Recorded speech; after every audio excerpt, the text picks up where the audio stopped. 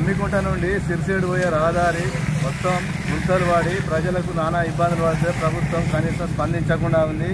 ఇది దాదాపు 2 సంవత్సరాల నుంచి వెళ్ళి నీళ్లు బురదాయి వాహనదారులు బాగా ఇబ్బందులు పడి యాక్సిడెంట్లు అవుతుంటే మాజీ వైస్ ఎంపీపీ చుక్క రంజిత్ దృష్టికి తీసుకెళ్లగా వారు వెంటనే స్పందించి మండల ప్రజల ఈ రహదారి ఇబ్బందుల దృష్ట్యా 2 ట్రిప్పర్ల కాంక్రీట్ మరియు సిమెంట్ కలిపిన మిక్సింగ్ దీనికి మరమ్మతుల కొరకు చేయడం జరిగింది, పంపించడం జరిగింది. వారికి ధన్యవాదాలు తెలియజేస్తున్నాం.